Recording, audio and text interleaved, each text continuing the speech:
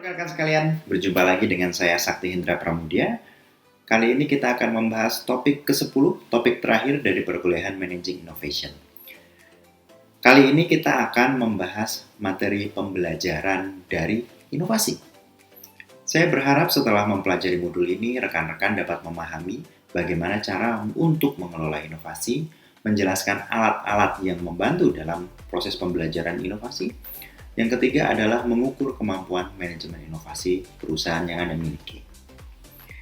Nadiem Makarim, co-founder Gojek dan juga Menteri Pendidikan kita pernah berujar, 90% dari startup yang berdiri di Indonesia akan gagal.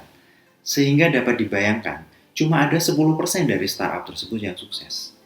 Kita mungkin memiliki inovasi yang terbaik, tapi kita harus menggarisbawahi bahwa tidak ada jaminan orang akan benar-benar menginginkan inovasi yang Anda miliki. Jika kita serius mengelola inovasi, kita harus memeriksa model bisnis kita saat ini dan memastikan dapat bekerja dengan baik. Jika tidak, ya kita harus siap dengan risiko kegagalan.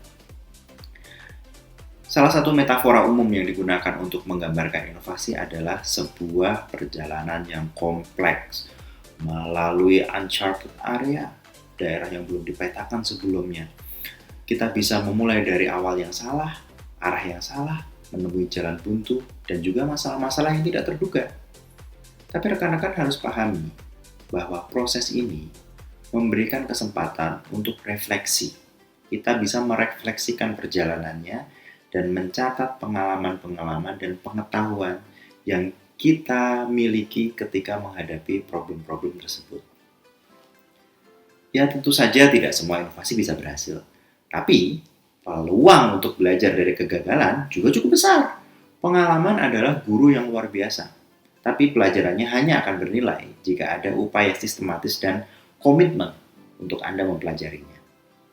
Maka dari itu, Anda harus memahami 3 unsur penting dalam strategi inovasi ini.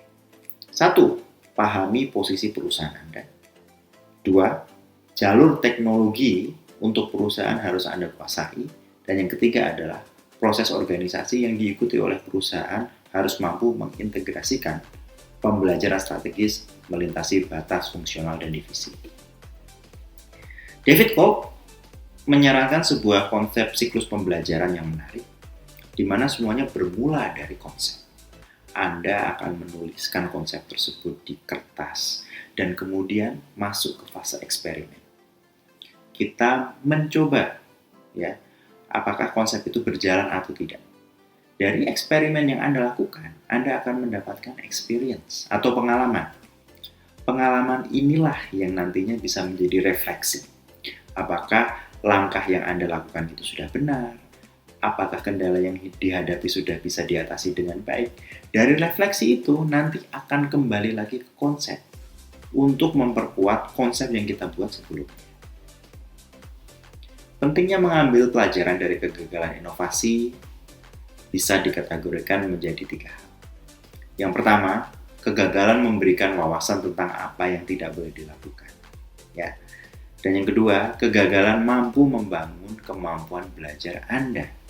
Bagaimana Anda mengelola inovasi secara efektif yang mungkin berasal dari proses coba-coba, namun dari situ kita bisa learning by doing, trial and error. Dan yang terakhir adalah kegagalan membantu orang lain juga untuk belajar dan membangun kemampuan mereka sendiri. Anda tidak hanya berkontribusi kepada kesuksesan diri Anda, tapi juga kesuksesan orang lain.